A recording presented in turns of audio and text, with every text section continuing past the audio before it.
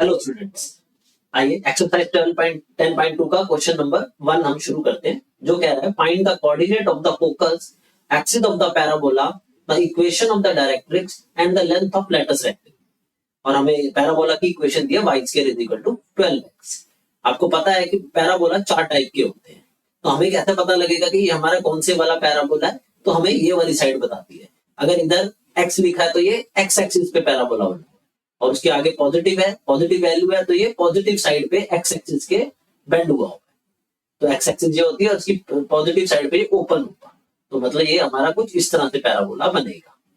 अगर इसके आगे नेगेटिव साइन होता तो ये इस साइड पे बनता, राइट? तो हमारे को पता लग रहा है कि एक्स एक्सिस के साइड पे ये ओपन, पॉजिटिव एक्स एक्सिस पे।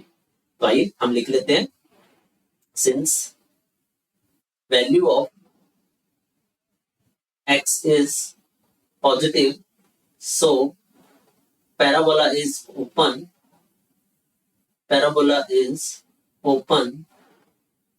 toward right।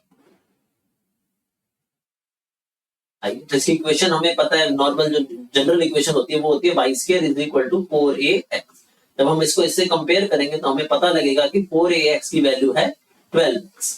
x से x काटोगे तो 4a हो जाएगा आपका 12, और डिवाइड करोगे तो a की वैल्यू आ जाएगी 3। तो हमें अब इसमें 4 चीजें निकालनी, focus, coordinate of focus, axis of parabola, equation of directrix और लेंथ ऑफ रेक्टेंगल। सबसे पहले a चाहिए, जब a आ जाता है तो हम सारी चीजें आराम से बता सकते हैं। तो आइए इसको आगे करते हैं। अब हमारा सबसे पहले इसमें आ रहा है कोऑर्डिनेट ऑफ फोकस। फोकस इसके एक्सिस के ऊपर होता है, कोऑर्डिनेट ऑफ फोकस। तो फोकस हमारे को मिलेगा इधर, ये होता है a0, क्योंकि एक्स एक्सिस पे कोई भी पॉइंट x,0 की फॉर्म का होता है। तो ये हो जाएगा, फोकस हो जाएगा हमारा a0, और क्योंकि a की वैल्यू 3 आई है तो ये हो जाएगा 3,0। तो हमारा फर्स्ट आंसर आ गया 3,0।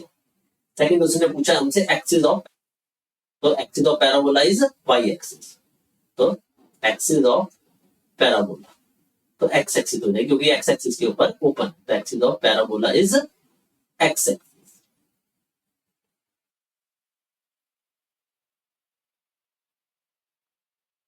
होती है जिससे इसके सारे पॉइंट इक्वल डिस्टेंस पे होते हैं। इसके सभी पॉइंट इस फोकस से और इस डायरेक्ट्रिक्स से इक्वल डिस्टेंस पे होते हैं। तो जितना ये आगे है फोकस, उतना ही पीछे डायरेक्ट्रिक्स जाती है। तो ये हो जाएगा x is equal to minus है, ये पैरेलल टू y एक्सिस है। तो हमारी इक्वेशन ऑफ डायरेक्ट्रिक्स हो जाएगी, equation of directrix x is equal to minus है। अगर आप एक साइड लाके लिखोगे तो ये हो जाएगी ए की वैल्यू है हमारी x minus is equal to -3, ये हो जाएगी x plus 3 is equal to 0, right? तो ये होगी हमारी इक्वेशन ऑफ डायरेक्ट्रिक्स। चौथी चीज निकाल लेते हैं हम, length of latus rectangle. Latus rectangle की लेंथ होती है 4a यूनिट। लेटस रेक्टेंगल में एक ऐसी लाइन होती है जो इसके फोकस से पास करती है और उसके एंड पॉइंट इसके ऊपर लाई करते हैं, यानी एक तरह की ये कॉर्ड होती है इसकी पैराबोला की। इसके एंड पॉइंट्स इसके ऊपर लाई करते हैं और ये फोकस से पास करके जाती है। इसकी लेंथ होती है 4a। तो हमारे को a की वैल्यू मिल चुकी है 3 यूनिट, तो ये आ जाएगी आपकी 12 यूनिट।